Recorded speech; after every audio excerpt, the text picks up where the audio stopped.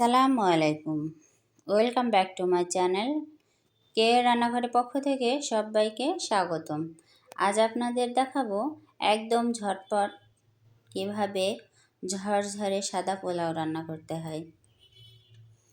আশা করি আমার এই রেসিপিটা দেখে আপনারা যদি পোলাও রান্না করেন একদম পারফেক্ট হবে। দেখতে থাকুন।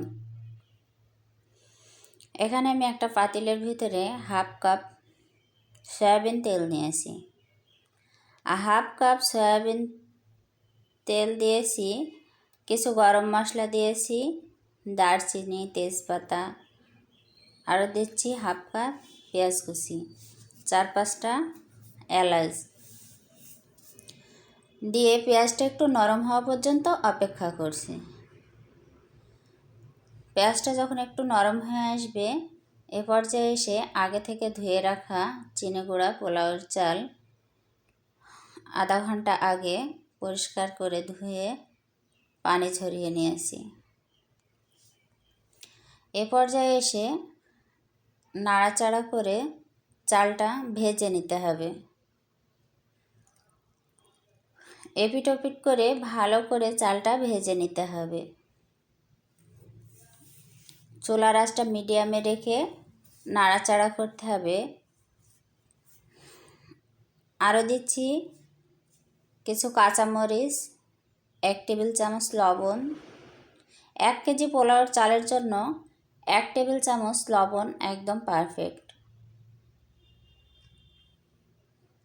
দিয়ে চুলার আঁচটা বন্ধ করে 10 মিনিটের জন্য ঢাকনা দিয়ে ঢেকে রেখে দিচ্ছি। ফিরে আসছি 10 মিনিট পর। 10 মিনিট পর এখানে আমি দিয়ে দিচ্ছি পানি, গরম পানি, একদম ফুটন্ত গরম পানি। 1 কেজি পোলাওর চালের জন্য 2 লিটার পানি ব্যবহার করব। আরও দেব 2 লিটারের 1 গ্লাস পানি কম দিয়ে এখানে আমি 1 গ্লাস দুধ ব্যবহার করব। আরও দিচ্ছি আদা বাটা, দিয়ে ঢাকনা দিয়ে ঢেকে ভাতটা রান্না করে নেব। এখানে আমি সামান্য একটু জর্দার রং একটু পানি দিয়ে গুলে রেখে দিচ্ছি। আরও দিয়ে দিব 1 টেবিল চামচ চিনি। এভাবে পোলাওটা রান্না করলে আপনাদের পোলাওটা একদম পারফেক্ট হবে, পানির পরিমাপটা ঠিক রেখে। আরও দিয়ে দিচ্ছি 1 ফালি লেবুর রস। মূলত এটার কারণেই কিন্তু পোলাওটা ঝরঝরে থাকবে। আপনারা এই টিপসটা ফলো করবেন। 1 টেবিল চামচ ঘি দিয়ে যে জর্দার রংটা গুলিয়ে রেখেছিলাম সেটাই এখন আমরা পোলাওয়ের ভিতরে দিয়ে দিচ্ছি। চাইলে আপনারা দিতে পারেন, না দিলেও কোনো সমস্যা নেই। এটা আমি কালারিংয়ের জন্য দিয়েছি।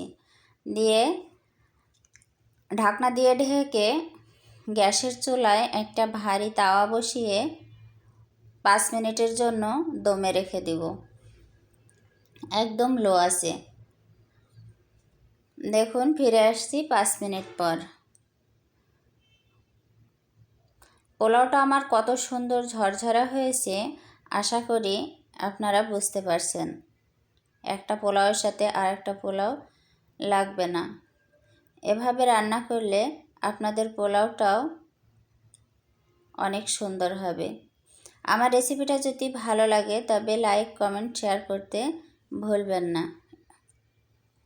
ধন্যবাদ সবাইকে।